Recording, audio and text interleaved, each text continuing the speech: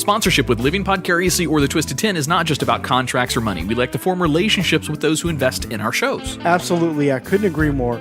We only like representing companies or products that we can really get behind. We met Kyle and Bianca from Oak and Iron Photography at an event from another sponsor of ours and immediately bonded with them because, let's face it, they're just awesome people. Yeah, and if you came out to our Living Vicariously listener event, you may have seen them roaming around, taking some photos for us.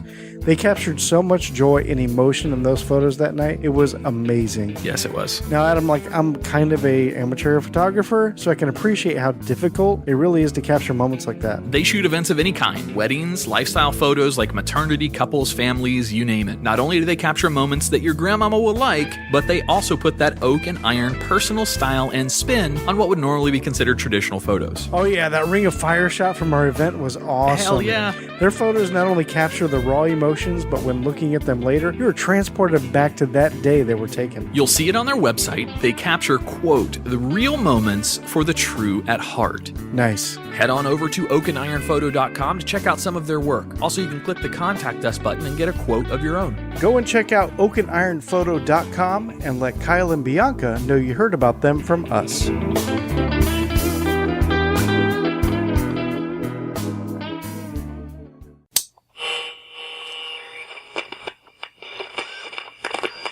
T-minus 10, 9, 8, 7, 6, 5. All three engines up and burning. 2, 1, 0, and liftoff. 1, 2, 3, 4. You're listening to The Twisted 10, bringing you original and unique host-created top 10 lists, recorded live in world-famous Cocoa Beach, Florida, with hosts Tach Van Sickle, Adam Poston, Jay Alvarez, and me, Andrea Joy.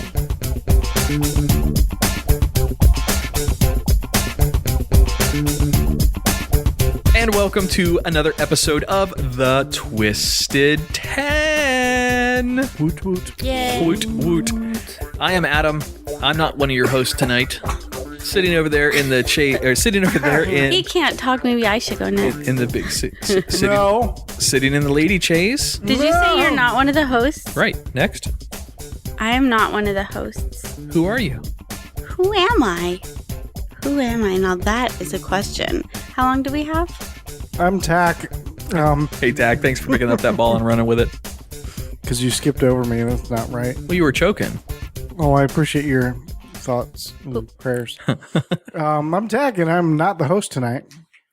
I'm sitting over in Lady Chase. Hi, this is Andrea Joy, and I am not your host tonight. Huh. And Jay, I'm Mr. Wilson. No, Jay. Mr. Wilson is here. Why do we even have to say Jay? Just don't say that name. This is your first night officially on the mic as permanent host for Twisted 10, I think, right? Yeah, you're right. First night as permanent host. Nice. Welcome. How's it feel, buddy? Are we going to do that hazing Feels good. thing It's we comfy. talked about? The hazing? Yeah. Okay. It'll happen right now. You Later. ready? Right now. And hosting our episode is going to be Josh tonight. Josh, what'd you Yeah, bring? let's do this. I got the top 10 ways to fuck over co-hosts. It's pretty cool. Check it out. Well, wait a minute. If I'm not hosting, Tach's not hosting, Andrea's not hosting, Jay's not here anymore, and Josh isn't hosting, who's hosting? Oliver. Oliver. Nobody's on Skype.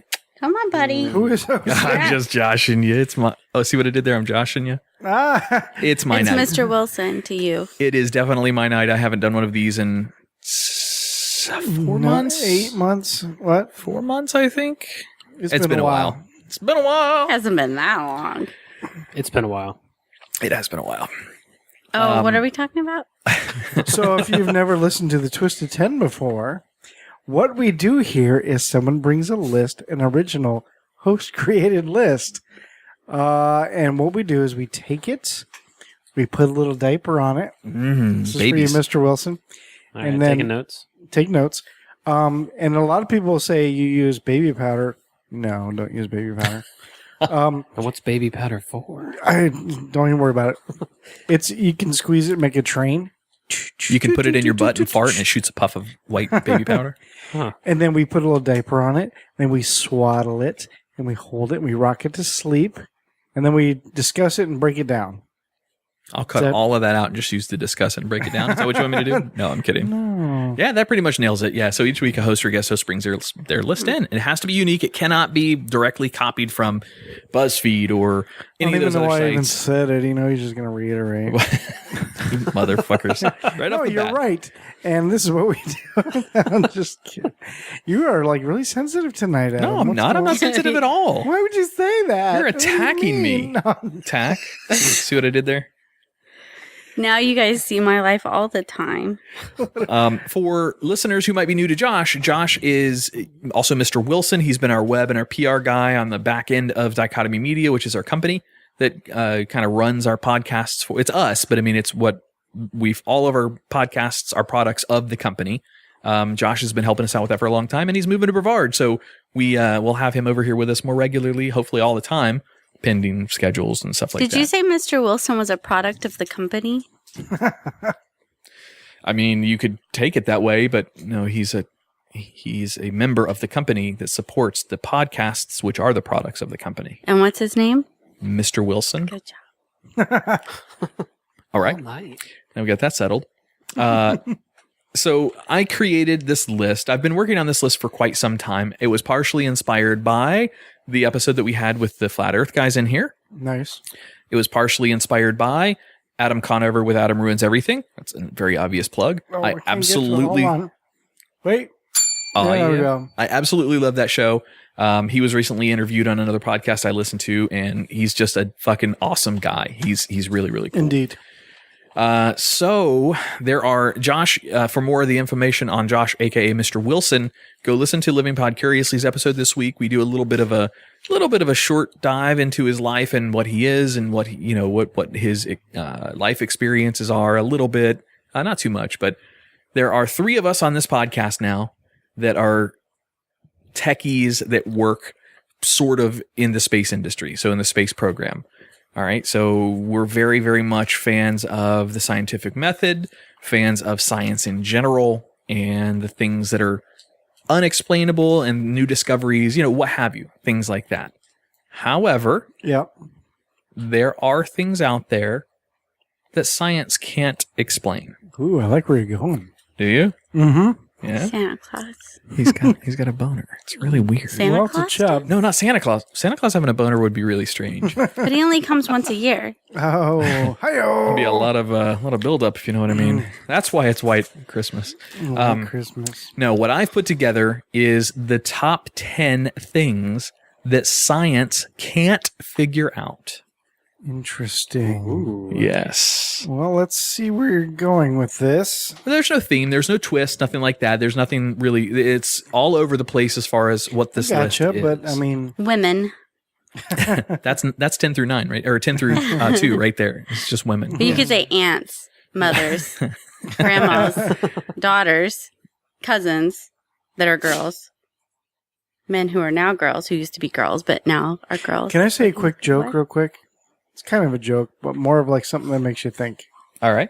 I may have said this on the show before, maybe not this show, but sorry, I didn't mean to bring the show to a halt. Just get But to your she said joke. cousin, just get to the joke.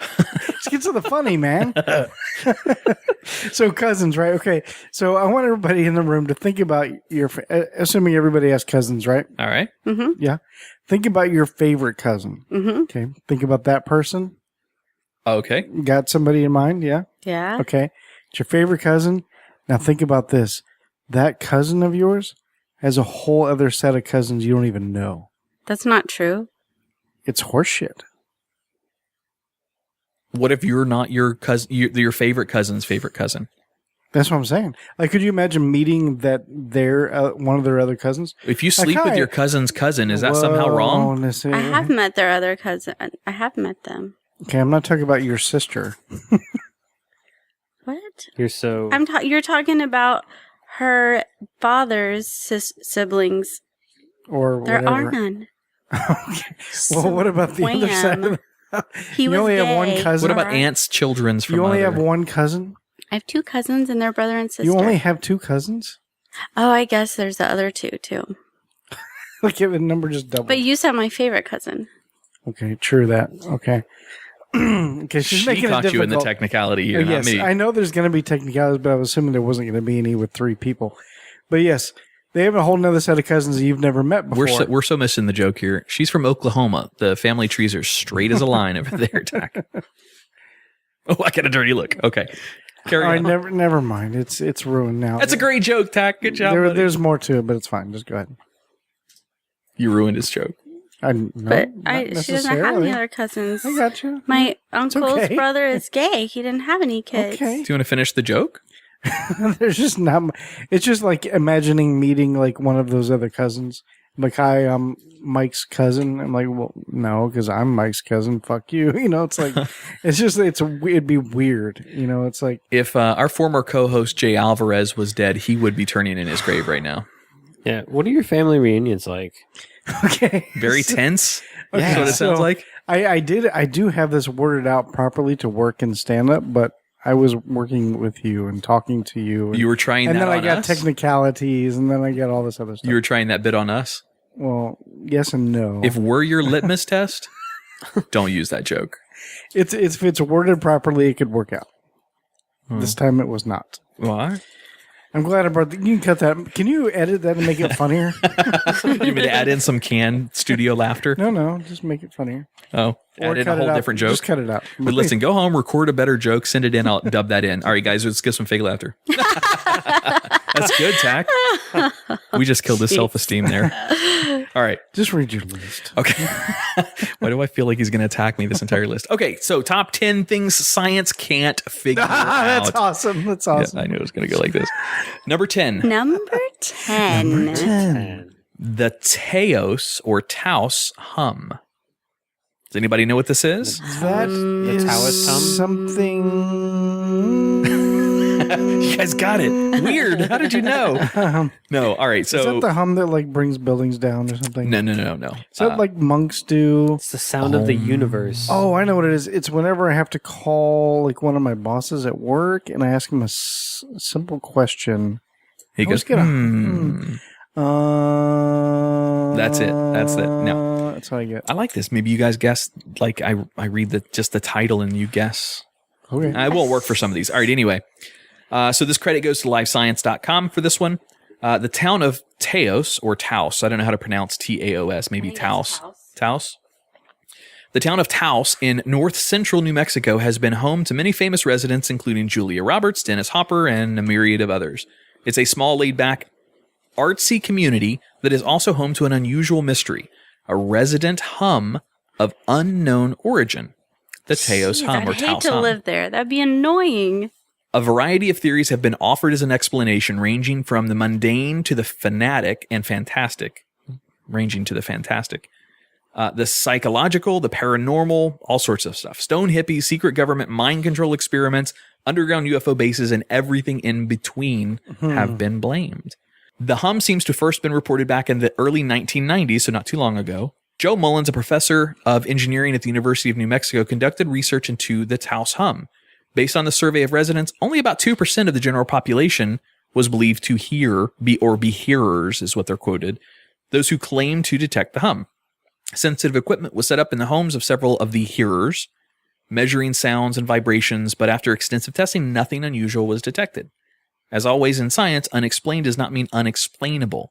Countless things about the world around us were initially mysterious and unexplained, from causes of germ-borne disease to the nature of lightning, but were eventually explained through the research and science. It's possible that the Taos hum is real and its true origins remain unknown. And it's also possible that the hum only exists in the minds of those who report it. Now, here's the catch. People would call in after hearing this hum to report it to police. They would call in the 911 operators and let them know there's a strange hum that's been going on.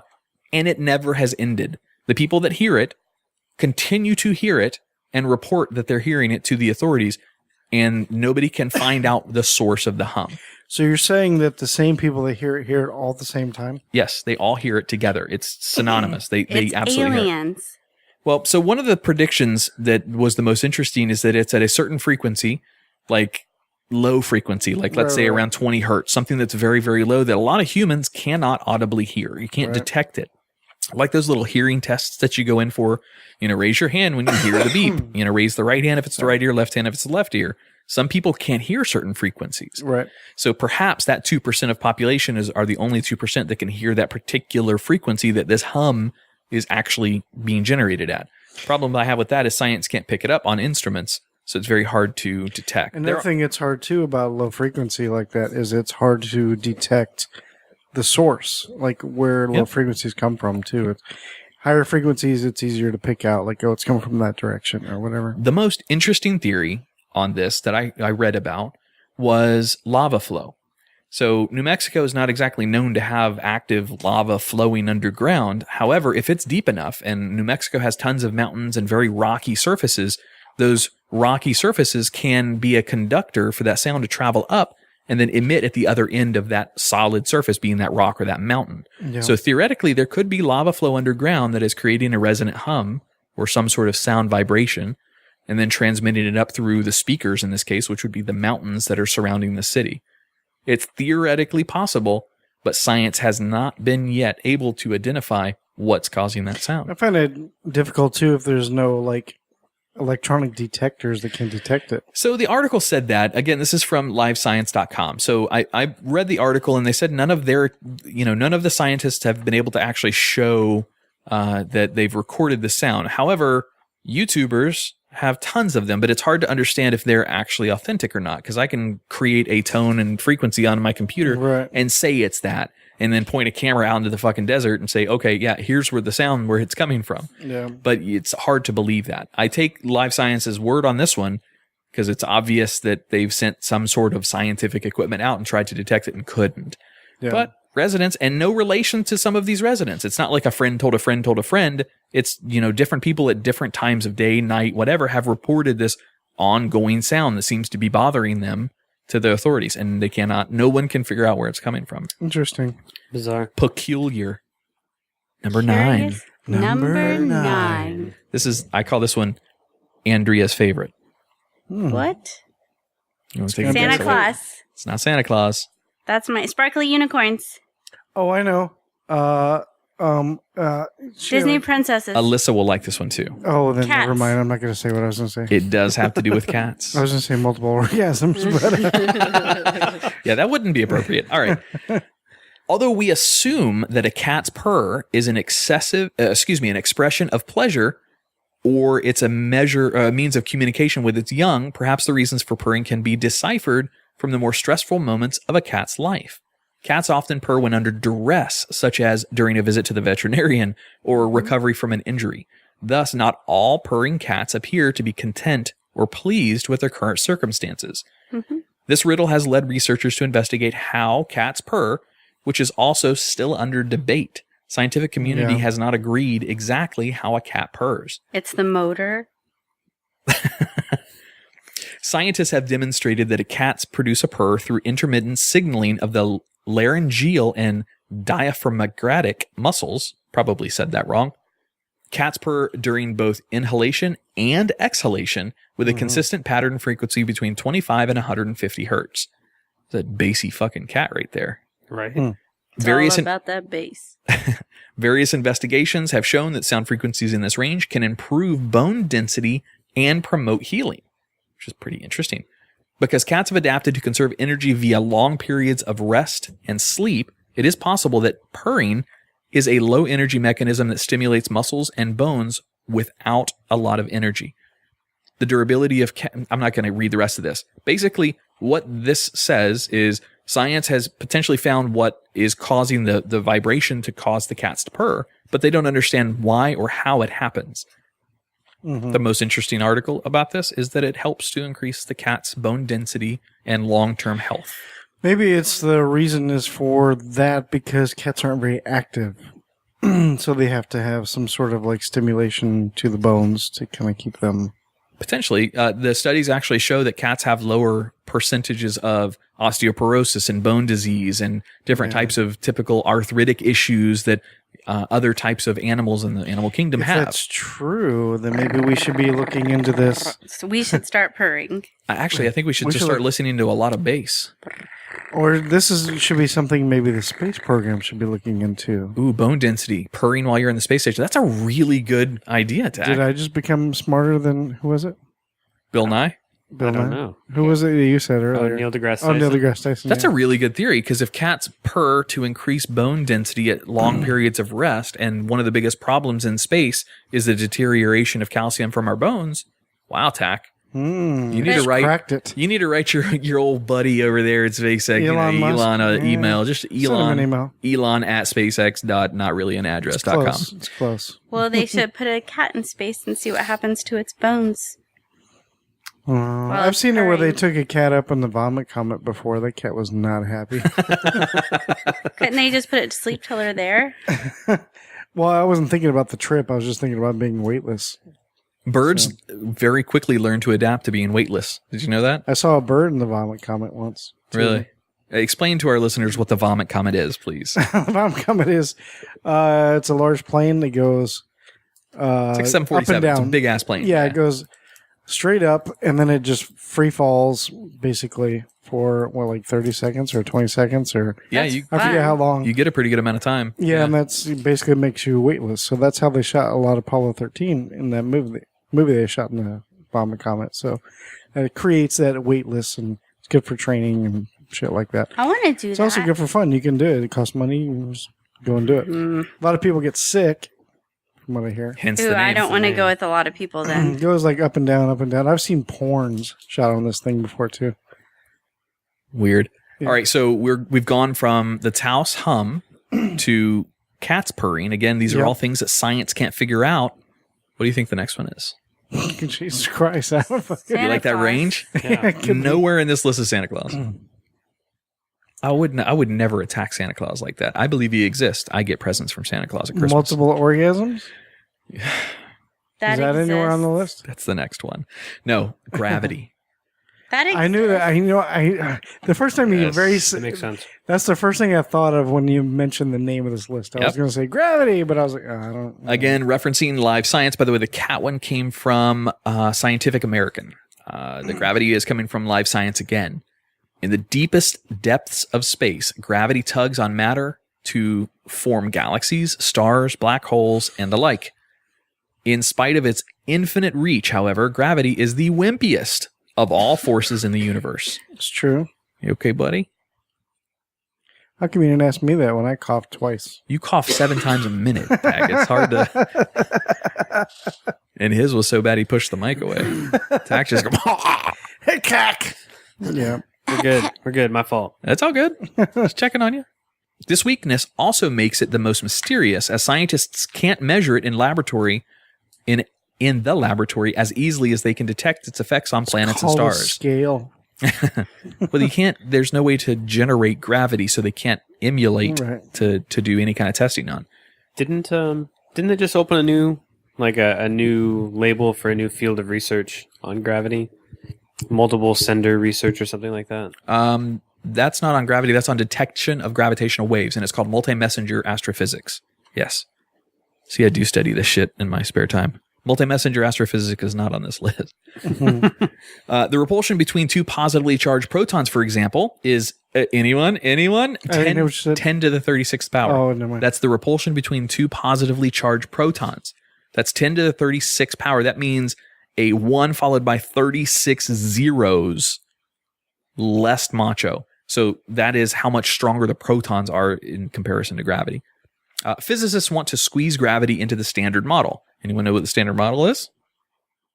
Nope. Einstein's general theory of relativity. Oh. That's the crown jewel of modern physics. But no one has succeeded. Like a runt at a pool party, gravity just doesn't fit in when using Einstein's theory of relativity, which explains gravity only on large scales. Quote, gravity is completely different from the other forces described by the standard model, said Mark Jackson, a theoretical feminist. Feminist. A theoretical physicist from the Fermi Lab in Illinois. quote, when you do some calculations about small gravitational interactions, you get stupid answers. The math simply doesn't work. Gravity is literally something that doesn't fit into the smartest man's mind that we've had over the last several hundred years. It does not fit into the standard model, which is basically what all of astrophysics is based around. Scientists know it's there, but they have no idea how to study gravity, how to emulate gravity, how to simulate it, even how to add it up on math. They can't figure out the math of gravity. Yeah, it's nuts, and it's great for flat earthers when you're trying to explain, you know. Oh. Sorry, I saw somebody throw a pillow over there, and I was like, "What the fuck?" And the dog is getting on the couch, and I was like, "Oh, it's just the dog." The dog threw the pillow up higher. Really? I think so. He can open doors too. He's a smart dog. He does. He opens up the front door. It's ridiculous. All right, number 7. Number seven. 7. Tach's really going to like this one. Yay. This is the placebo effect. Oh, nice. This one literally took inspiration from the Adam Ruins Everything episode where he debunked a bunch of shit, and part of it was the placebo effect. Debunked the placebo effect? Well, no, not really. He actually gave a lot of credit to the placebo effect and how it works. He debunked a lot of other parts. I don't even remember what that episode really was all about. He explained why the placebo effect isn't measurable in any way, but then also turned around by saying it's super useful and explained why it's actually really good and it scientifically. works. And it works. You guys are so noisy. Just open them all up. That way you don't... Are y'all gonna eat all of Alyssa's candy? I haven't eaten any of it yet. Ooh. Well, I mean, I have, but I mean, I'm looking for calling 'em pink out. ones. Tat keeps And throwing me give- candy. I can't help it. I'm throwing them the red ones. I don't like the red ones. Sorry, continue. It's all right, Tach. I'm going to eat fucking lollipop on your episode. Why, so you can give me a boner the whole time? Weird. All right, placebo effect. Credit goes to cracked.com for this. Oh, nice. For this little piece. It's obvious why some placebos work. A guy says he's feeling nauseous. You give him a sugar pill and tell him it'll cure it. He stops worrying about his stomach. Thus, the stomach calms down, which would directly affect the stomach acids from building up more because of anxiety. You immediately cure his anxiety, which in effect takes care of his symptoms. So his brain fixes that. The herbal Viagra industry, from products like Extends and other sexual performance enhancing drugs, by making a man think he's taken something that will enhance his sexual prowess. However, it doesn't actually do anything for blood flow to the penis. It does nothing. What? No, not at all. What? That's amazing. The placebo effect goes way, way beyond that. Completely imaginary drugs have been found to help everything from warts to heart disease to asthma. Doctors have even gone so far as to conduct a sham knee surgery that were almost as effective as the real thing. What? Like they cut somebody open for no reason? Yep, they cut them open, did some stuff in the knee, not actually fix the knee, and then suddenly after, a few months of recovery time, the patient's knee is healed. So it's using the body's power to heal itself. Well, that's a bit much. Other than it's one thing taking a sugar pill; it's another Sure. to actually go all the way through surgery. You know what I mean? But it works, and it's been shown to Gotcha. work.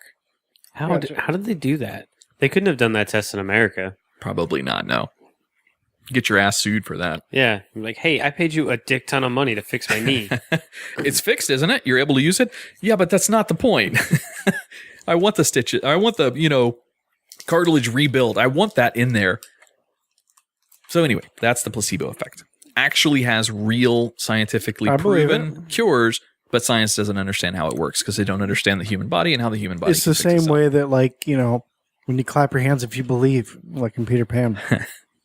Every time a bell rings. No. All right. Did she say no? She said no. She just said no. That was not Peter Pan. Oh, I know it wasn't Peter Pan, but all right, man. I thought Tach was being a dick. Not right. being a dick. This one goes to economist.com. The credit goes to economist.com for this next one. Oh, by the way, this is number 6. Number Number 6. 6. Leaves. What? Science Fall. cannot figure out Autumn. leaves. What do you mean? Why? Science can't figure them out. There's something specific about them that it can't figure out. See if you guys can guess what it is. Why they have veins. No, that's a good angle because Why leaves have they- similar patterns as some of the other repeatable patterns in science or in nature, but no. Why they change color? No. That's easy to predict. That's pigment. That one's Why easy. they fall off Nope. and regrow. Nope. I don't know what else leaves do. Why they blow? I don't know what else leaves do. Specifically, leaves do something to re-energize the plant that they're attached to, a certain process. Does that have something to do with movement? Photosynthesis. Oh, bam! Nailed it right off the bat. Photosynthesis, yes. I was So- just about to say photosynthesis. Good job, Tach. Thanks. You can have another starburst then. Oh, yay. I want a There you pink go. one. Is that a red one? No, we need to quit eating Alyssa's candy. Oh, but Her she's going to favorite have a is bunch pink. more on Tuesday. She'll have 80 pounds of candy come Tuesday. Good point. All right. As renewable energy sources go, solar is the big one. The sun delivers about as much energy to the earth every hour as mankind consumes in a year. So think about that for a minute on the scale. But our ability to harness sunlight remains limited, despite decades of research. The very best photovoltaic cell, this kind seen on many roofs, converts sunlight into electrical energy with an efficiency of around 35%. For more affordable cells, the figure is closer to about 20%. Plants accomplish the same process, but with 90% efficiency during the first stage of photosynthesis. How is it so effective? Photosynthesis starts when leaves. I'm not going to go. Look, I'm not going to bore you with how photosynthesis works. Oh, thank God. There, I was like, science. That's what this whole episode's about. Is I meant, Science. I was thinking like I knew I was going to lose you in this elementary episode. science. She knows. I'm the one that got photosynthesis I right. guess that's a good point. I guess that's a good point. Jeez. So there is something that plants do that's considerably different, and it's how it spreads the chlorophore chemicals or molecules throughout the body of the leaf, and then transfer it down to the core of the plant, delivering the nutrients. And it's using something called excitons, preserving excitons. I'm going to read this little piece here because this is why it was so fascinating to me. Leaves actually use a form of quantum physics to charge themselves using the sun. If we can figure out how they do it, then we will have unlimited reusable energy here on Earth, and we won't have to worry about fossil fuels quite so much Why don't you just ask them? as the leaves. You can learn a lot of things from the flowers, especially in the month of June. Alice in Wonderland, the talking flowers. Duh. I don't remember that song. Efficiently converting light into electrical. God damn it. Efficiently converting light into electricity requires preserving the exciton's energy as it travels deep within the so-called reaction center of the leaf. The exciton's energy can then be redeployed into reshuffling the consistent atoms within the water and carbon dioxide molecules into a simple sugars and oxygen. Sugars and oxygen. We need more air and we need to eat more cake. I think that's the key. The key to preserving the exciton's energy lies in the way it travels to the reaction center. Researchers discovered, to their great surprise in 2007, that plants use a bit of trickery from the realm of quantum physics to help excitons find their way. Rather than bumping randomly through the forest of chlorophyll molecules until they happen to reach their destination, excitons are in what is known as coherences. In effect, each exciton spreads out all over the possible paths simultaneously and then funnels down through the most efficient route. So it's kind of like how electricity works. It goes everywhere until it finds its single source, and then it focuses all of its energy to that single fastest way to get down to its destination, to get to its end point. So finding the fastest path. So yes, leaves use quantum physics and plants use quantum physics for harnessing the most of the sun's energy. Pretty neat, huh? Scientists can't figure out exactly how they do it yet, but they know what it does. They just don't know how. It's cool. It was cool. And it's time for a break. Oh, already? Yeah. All right. Yeah. That was number 6. So I guess that's so. 10 through 6. All right, we're going to take a break in studio, listen to a little bit of DJ Gil Lugo, and we'll be back here in just a minute.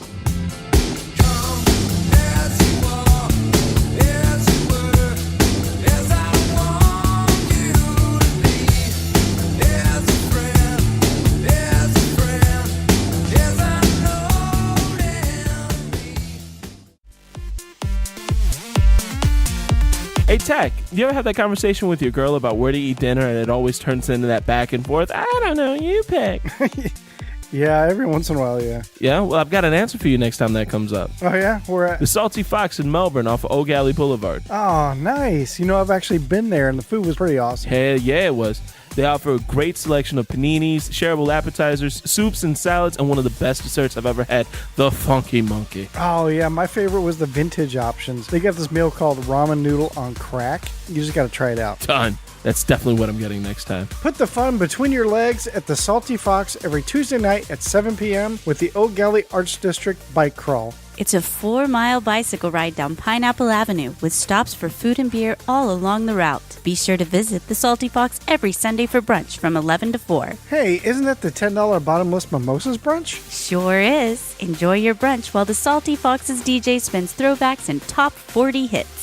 Salty Fox is located in the downtown Oak Galley Art District on Oak Galley Boulevard. Check them out on Facebook at facebook.com/saltyfoxmelbourne or online at thesaltyfox.net. Hey listeners, be sure to mention you heard about the Salty Fox on our show and you'll get 10% off your meals.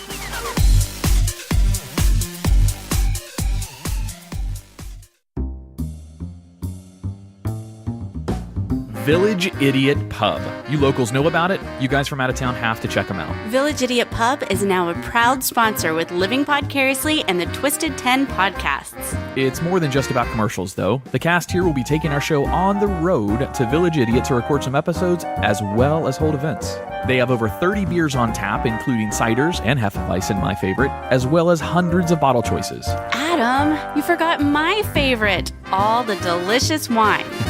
So get your friends together and enjoy the board games, puzzles, and the giant Jenga.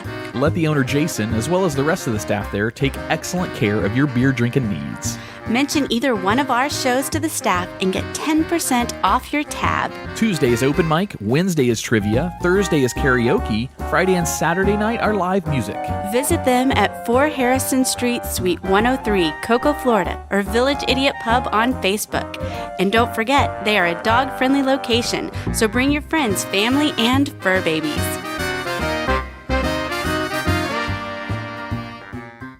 Ladies and gentlemen, can I please have your attention? And I need all of you to stop what you're doing and listen. And I want my favorite DJ to give everybody the word. Who's on the turntables tonight, my son? Baddest DJ on 2 turntables. DJ Gil Lugo. The skill is extraordinary. Throw the switch and let us begin. Hey, it's Adam. If you enjoy the hosts or the content of the Twisted 10, be sure to check out our other show. It's called Living Podcariously. While the Twisted 10 may get crass and explicit occasionally, it holds no water to Living Podcariously. We do get a little bit more rough and raw on that show. We have a lot of fun producing it and have had some awesome guests. And as always, thanks for listening.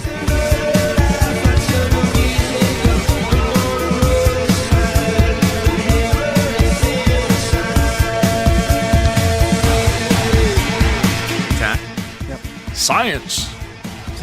Welcome back to the Twisted 10. This is the top 10 things science can't figure out. I'll recap 10 through 6 for you. The Taos hum was number 10. Purring cats was number 9. Gravity was number 8. And by the way, that research led me down several rabbit holes on the internet of what's the band that rapped about magnets? Insane Clown Posse. Insane Clown Posse. Magnets. What do they do? Number 7 was a placebo effect, and leaves using photosynthesis and quantum something Physics? Mechanics. quantum mechanics for harnessing the sun's energy. So that brings us to number 5. Number 5. I like that. This number 5 is called Nagaballs. Nagaballs. What's this? Does anybody know what Nagaballs are? Are those the balls that women stick up inside their junk? I think those are Benoit. Okay. Benoit, are those the balls you're holding in your hand to exercise with? Nope. You What are don't those hold them called? in your hand. Oh, you don't? Not Benoit balls. Benoit balls are to tighten up the Kegel muscles? Yep. Man, I should have done an episode on Kegel and vaginas. What? What happened? Dog fart. Oh, Naga balls? Nagaball. Naga. I say Naga. It could be Naga. It's Naga. Yes. Naga balls. I'll give you the other name of them, and you tell me if you know what they are. Okay. They're also known as the Mekong lights. Mekong lights? Oh, well, if you put it that way, I totally... Yeah. All right. Naga fireballs, also known as Mekong lights, are a phenomenon said to be often seen on the Mekong River. Glowing balls are alleged to naturally rise from the water high into the air. The balls are said to be reddish and range in size from small sparkles up to the size of basketballs. They quickly rise up to a couple hundred meters before disappearing or dissipating. Orbs. Well, there's lots of theories on them. The number of fireballs reported varies between tens and thousands per night. The phenomenon is named after Phaya Naga, legendary serpentine creatures said to be living in the Mekong.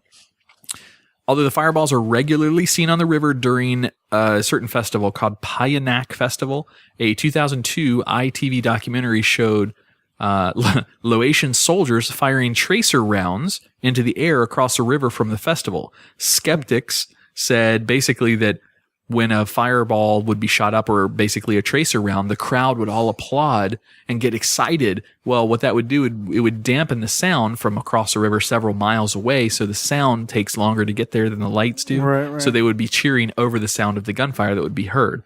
That's not the case, though. That's a theory, but that's not the case.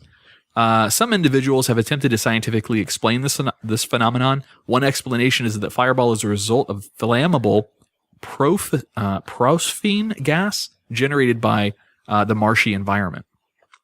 Dunning, who is the theorist that came up with this, writes that such fireballs are very unlikely to spontaneously ignite and would not stay lit when traveling at the speeds the fireballs are seen rising at, and that there is no science that can explain Naga fireballs to be naturally produced burning gas bubbles. These are real things.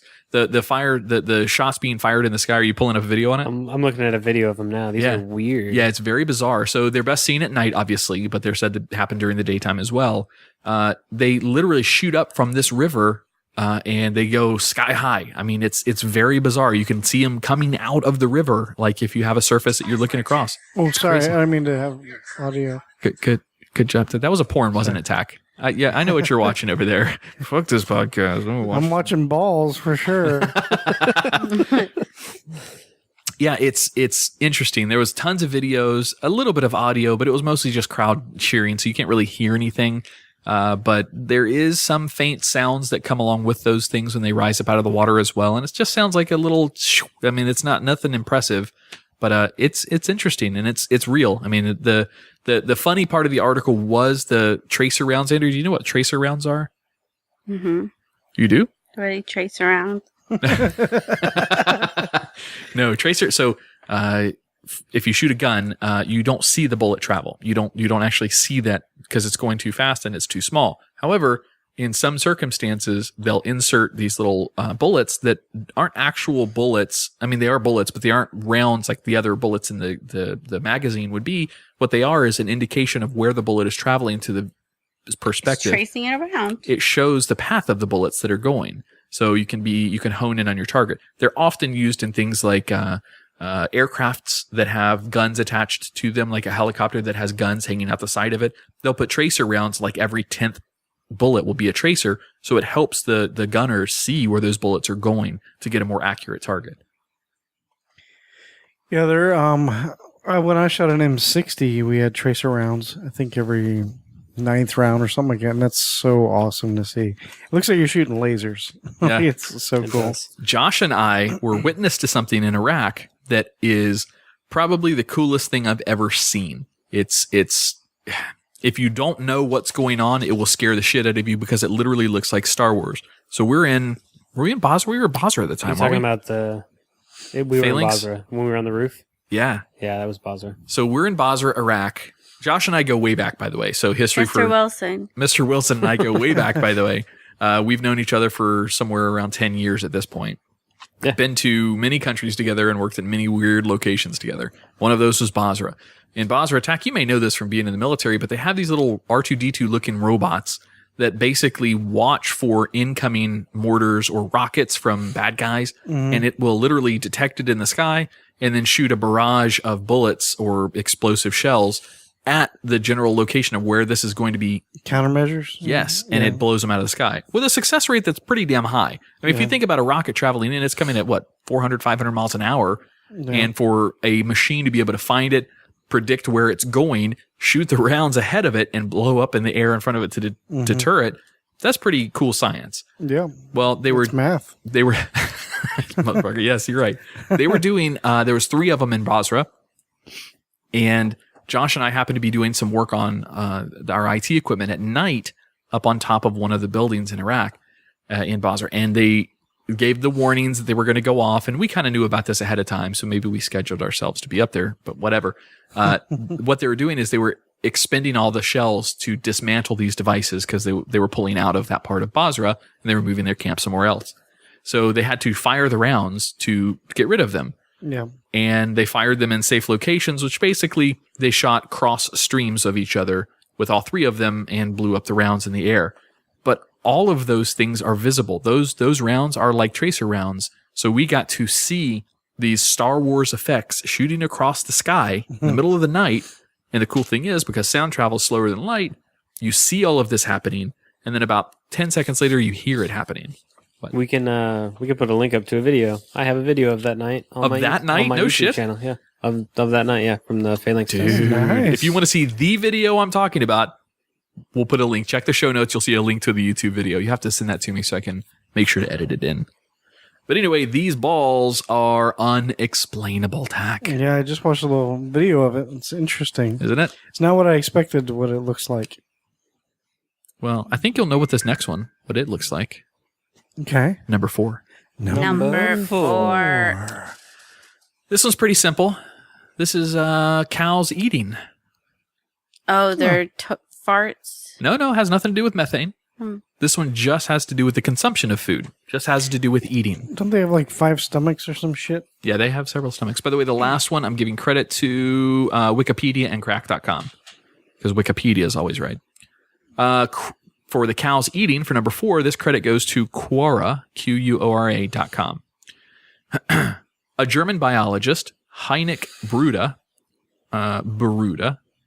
from University of Duisburg, and his team analyzed over 8,000 cows in 6 continents of the world, a total of 308 images from all of these different cows, and they realized that cows only face north or south while eating and resting. And it's not north on the compass, it's true magnetic north that they face. I've heard this theory before. Now, the north and the magnetic north are around 1,000 miles from each other, and the cows always faced either magnetic north or magnetic south when eating and resting. No exceptions.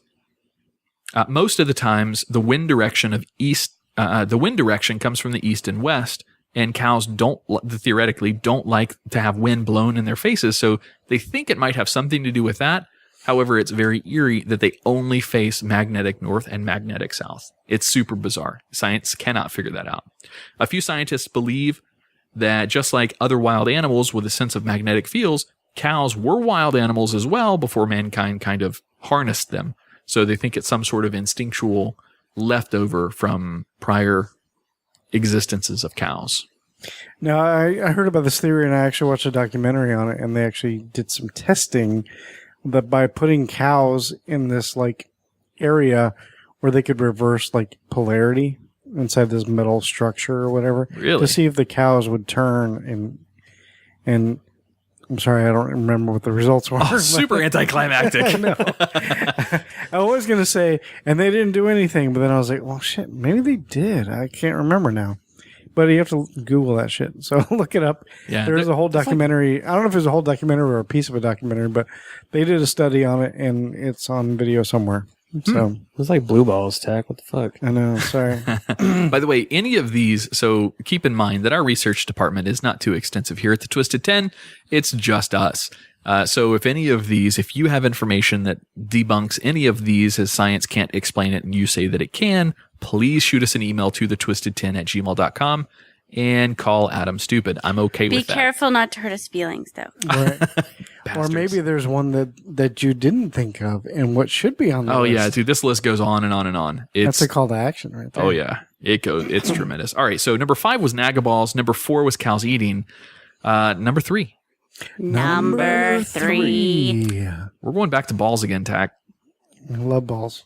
Josh, it's stony balls, though. Stony balls. Stony balls. What do you think this is? I think these are going to be the stones in the desert that move. That's what I was going to say. That was one of them. I'll give you credit for that. That was one of the ones that I saw. However, That was science debunked. Yes, science Yeah, they has figured it proven that one now. It's basically a mixture of the humidity. Even though there's not very much friction there, there is still enough, and the humidity does rise to the bottom and does allow the stone to pass through the dirt. So they have proven how those stones do move on the desert. No, it's not this one though. It's not that one. Stony balls? Stony balls. I'll give I you. feel like there's another one that I know about, but I can't think of it. I'll give you a hint. Credit for this one goes to dailyforest.com. Does that help? No, I'm just kidding. All right, Andrea, an idea? Stony I balls? can't think of any other balls. All right.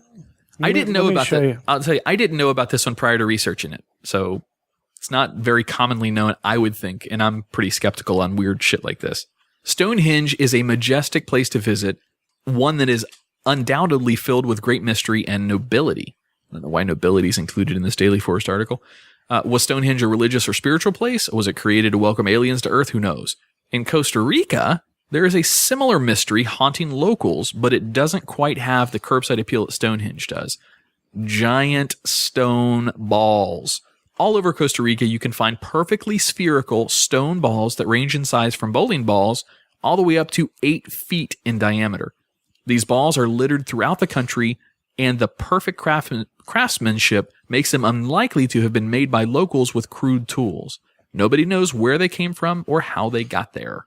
You just do a search for stone balls from Costa Rica, and they're all over the place. People have like taken these balls and using them as, decorations for their house outside and out front. You like you ever go to Target and you see those big balls up front? It's exactly like that, but they're pure solid rock, solid stone, perfectly carved. There's no instruments that would carve it. Maybe Target put them there. Target should paint all of the balls in Costa Rica red. That could be a great idea. But there's thousands of these things scattered all over Costa Rica. Nobody has any idea how they got there, where they came from, what their time frame is, their era.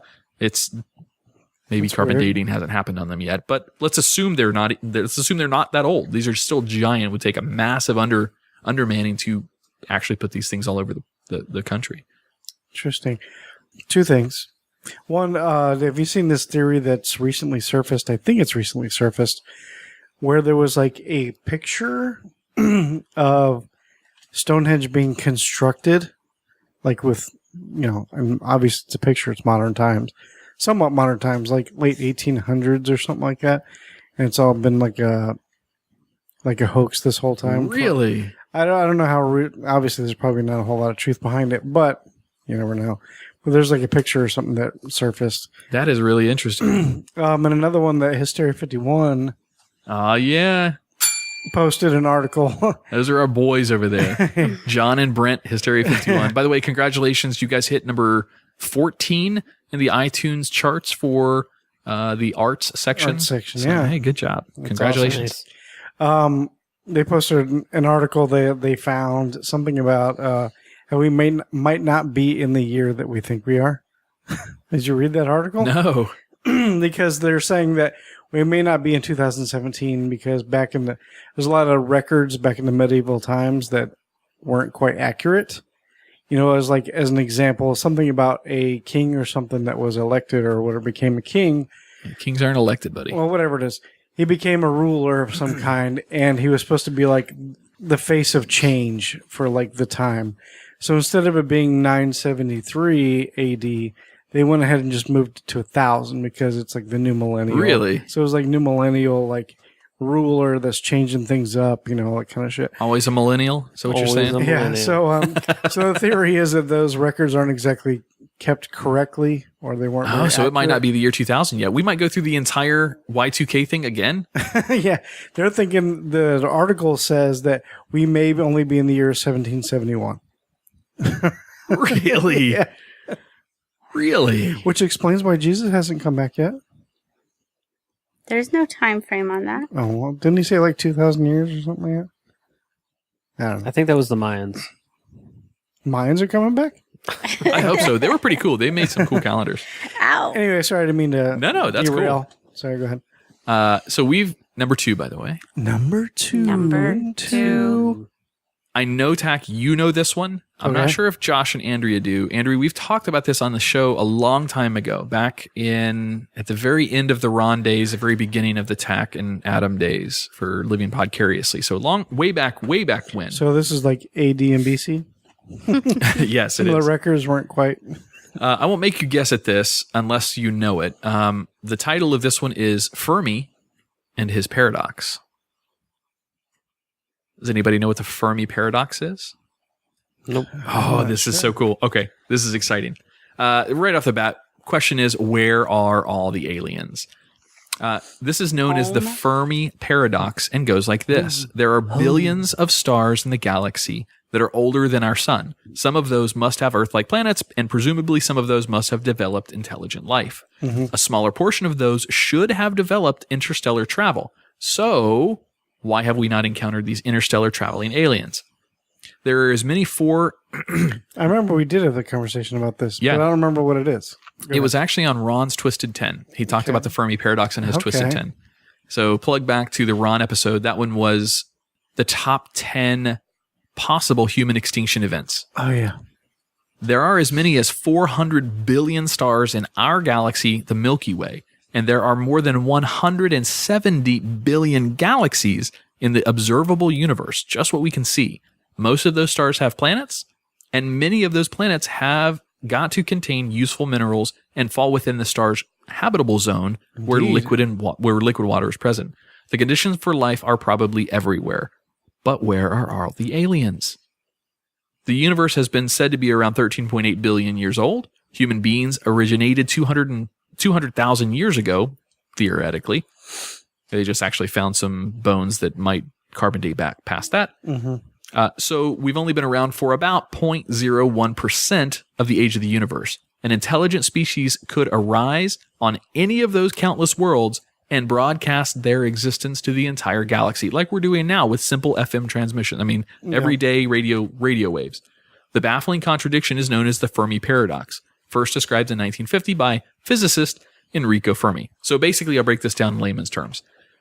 If there were ever aliens out there, okay, if there are right now, or if there were hundreds of millions of, millions and millions of years ago, the distance between us and where they potentially could be is so big that humanity as a whole can exist and their radio signals would never reach us by the time we're extinct and this planet and our sun has died. Right. So the Fermi Paradox literally says, based on the speed of light and how light travels, and assuming that that is the constant without some kind of wormhole or some other type of traveling, that we will never, potentially ever, have those interceptions of radio transmissions or any other proof of alien life outside of our solar system in the entire existence of humanity.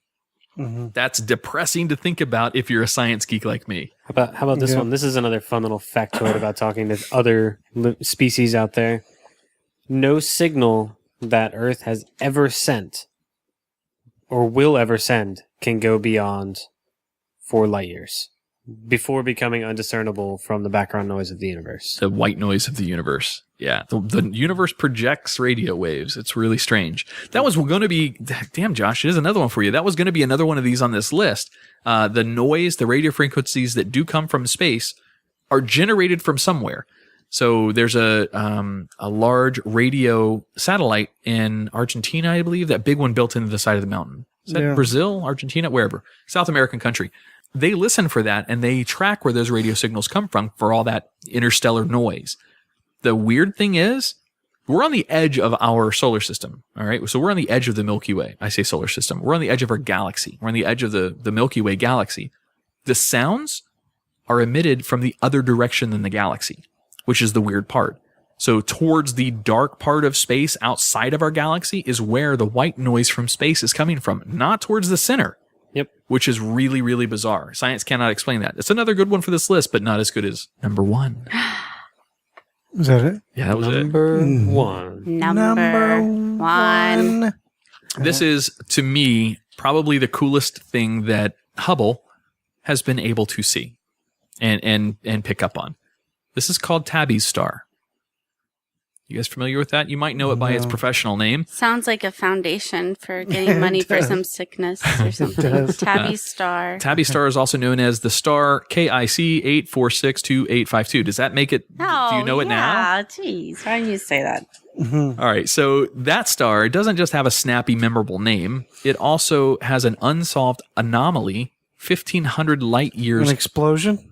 away. No. You told me an anomaly is an explosion. Your anomalies are. No. Your anomalies are. KIC is an acronym for Kepler Input Catalog, and then the number is just the catalog number. Right.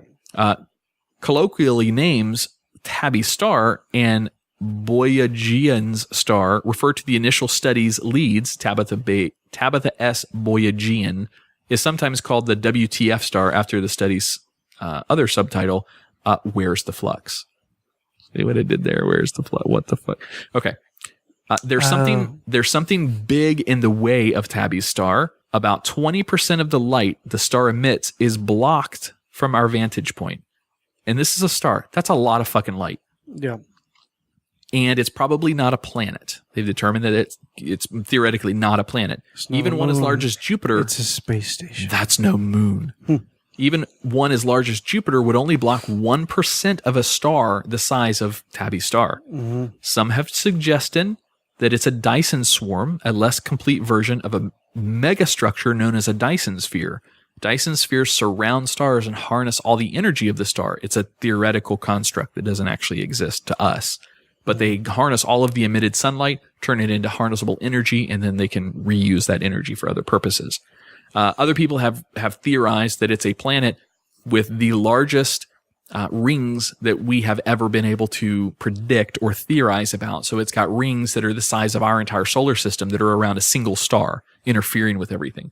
But there is something that is in the way of this star, blocking 20% of its light from reaching Earth.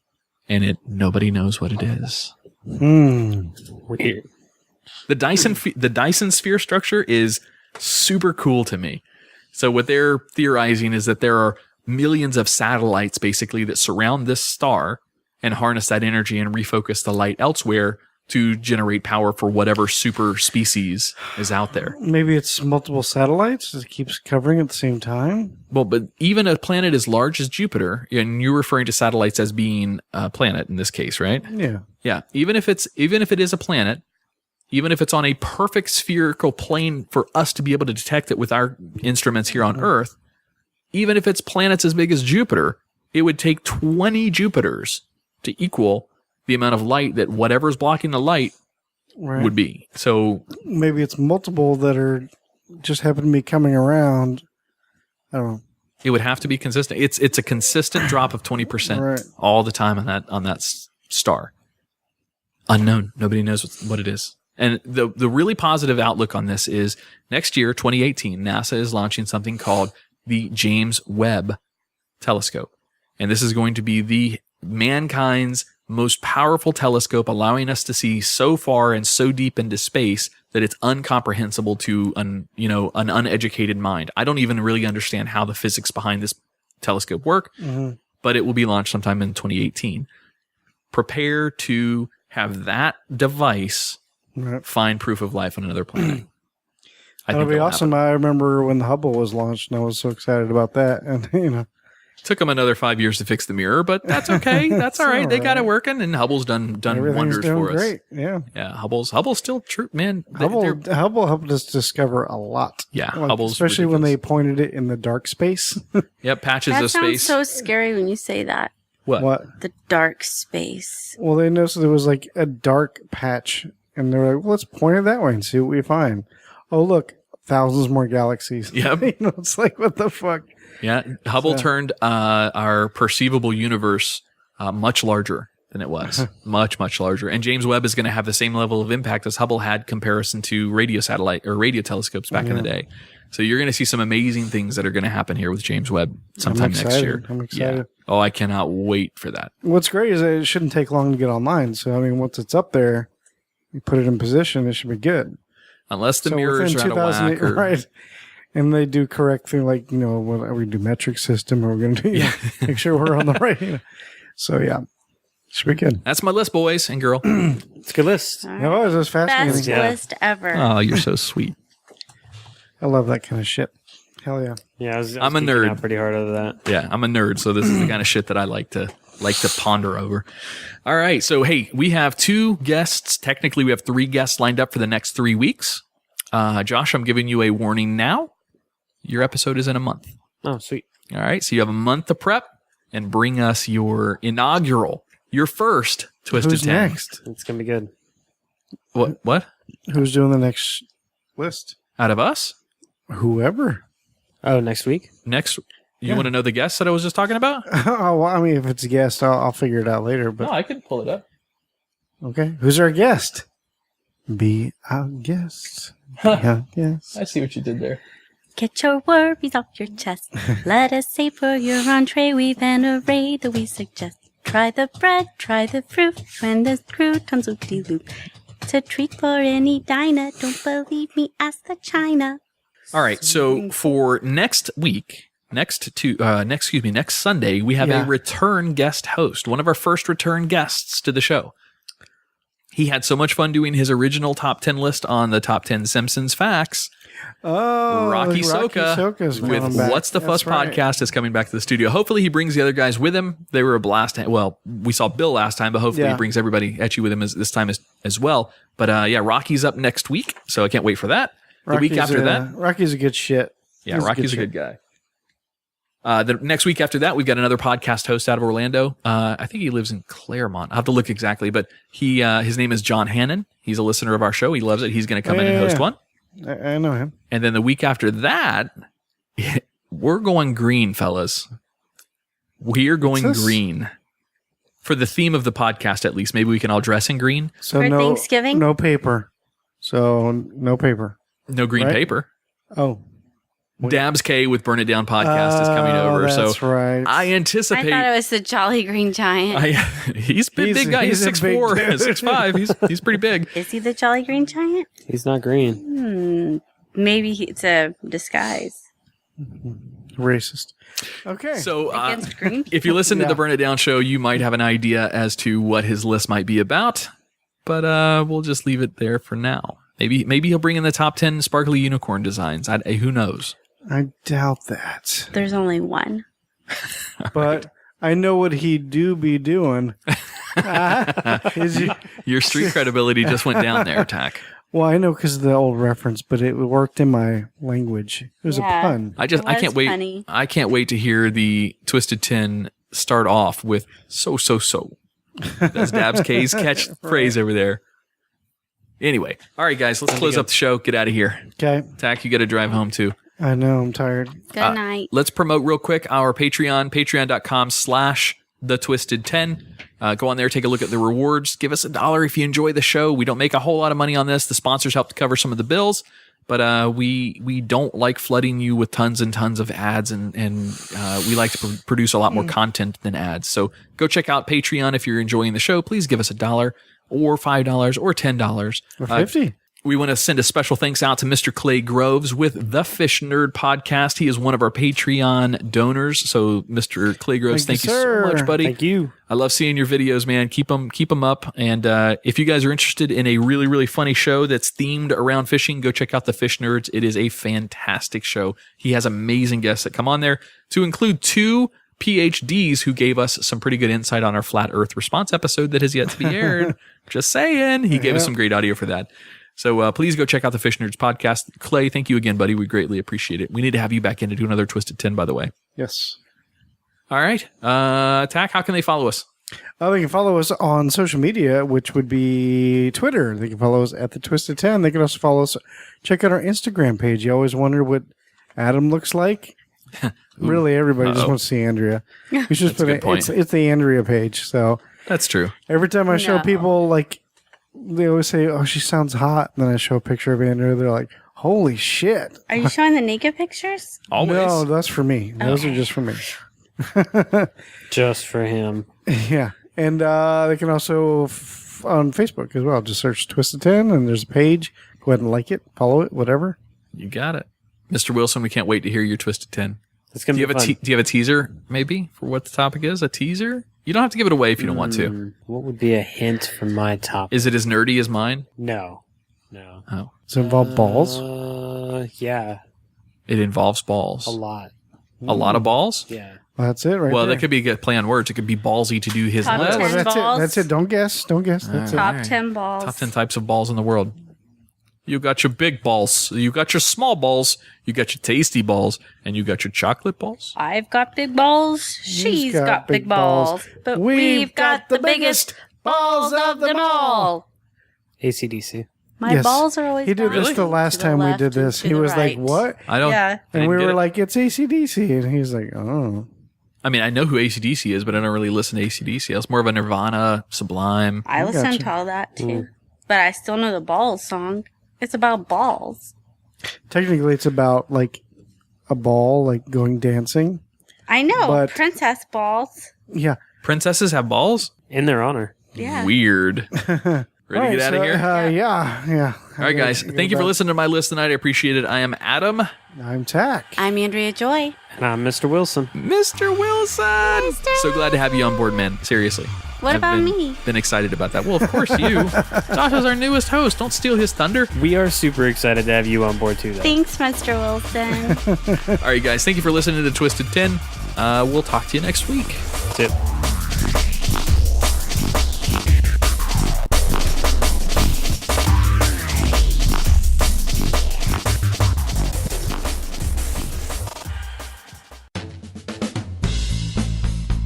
Hey, remember we had that listener event? Yeah. Our first ever listener event for Living Podcariously. Yeah, 777, July 7th. Giant success. In fact, we just gave Keith with the Children's Hunger Project his money from that event that we raised. Indeed, we did. Hey, what was that beer that was donated for the event? That was from Bug Nutty Brewery. That was called the Nutty Idiot. It was a medium-bodied lager. I don't remember the ingredients that they had in it, but man, it was good. We served 300 pours, all 300 possible pours that we could have out of their donation. We served very, very quickly that night. Yeah, it had like an Asian flavor to it or something. It was like, I don't know what it was. It was interesting. It was cool, though. I loved it. I think a little bit of a sesame flavor. Yes. I'm going to have to get that ingredient list from him. But yeah, that was really, really good. Our boy Ray Burrito also does comedy up there every third Thursday at Bug Nutty Brewery here on Merritt Island. He does the third Thursday comedy night up there. Oh, wow. That's cool. It's a really cool list. It's every time I've been up there, it's amazing comics. Nice. Andrea, did you try the beer that night? Oh, yes. It was wonderful. She's not a beer drinker, can you tell? Don't say it like that. I wasn't standing at the game all night. I had plenty of time to drink beer. Yeah, John and the guys over at Bug Nutty certainly hooked us up. So we want to send all of our listeners, if you're looking for a good micro brew, especially in Brevard County, there's a lot of them out there, and Bug Nutty is by far one of the best. They are located at 715 North Courtney Parkway, Merritt Island. Give them a call at 321-452-4460 or email them at manager@bugnutty.com.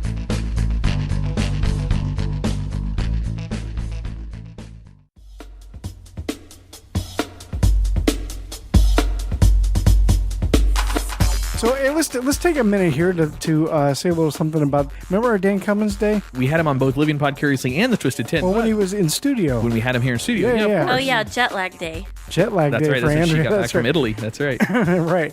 And we gotten that day catered for us. That's right. We sure did. And that was, what was it, Wagon Wheel Pizza. Absolutely. Wagon Wheel Pizza down out of Palm Bay hooked us up. Oh my God, Just it to was keep awesome. my Italian vacation going, it was here when I got back. Yes, it was. It was awesome. It was quite a spread they gave us. Yeah, they did. So we had, obviously, Dan Cummins was in studio with us. We also had the cast and crew from Burn It Down show, and we had Ray Burrito with Gallows Humor Podcast. Mm-hmm. So we had maybe 15, 18 people, whatever it was, in the studio that day, Mm-hmm. each doing their own recording sessions. Wagon Wheel catered not only for Dan to be here, but they also catered for every guest that we had that day. Yeah. So really big shout out to Wagon Wheel Pizza down in Palm Bay. Thank you guys so much for hooking us up. They had lasagna, spaghetti and meatballs, Pizzas. obviously pizza. Wings. wings, and a gigantic salad that Yeah. I don't know. It's weird. Our group doesn't really eat salad. What? What's that all about? That's weird. I think our whole entire group weighs about 6,000 pounds, so combined. Hey, speak for yourself, buddy. But yeah, we definitely want to thank the guys down at Wagon Wheel Pizza for hooking us up. It was amazing food. If you are in the Brevard County area and want amazing Italian food, not only is it pizza, but it's all sorts of Italian foods, then be sure to check Wagon Wheel Pizza out. Indeed, they have several locations, I believe. I think we're just promoting the one. I know. You want to say their locations and their phone number and their website address? Palm Bay. You can find them. Pizza. You can find them. Find them. You can. Start again. You can find Wagon Wheel Pizza at 1760 Palm Bay Road, Northeast Palm Bay. If you want to give them a call, let them know you're coming. It's 321-724-4769 or email them at info@thewagonwheelpizza.com. You can also check out their full menu at thewagonwheelpizza.com. So make sure you include that "the" at the beginning. There's imitators. We don't want them to, get the credit here. No. Check them out.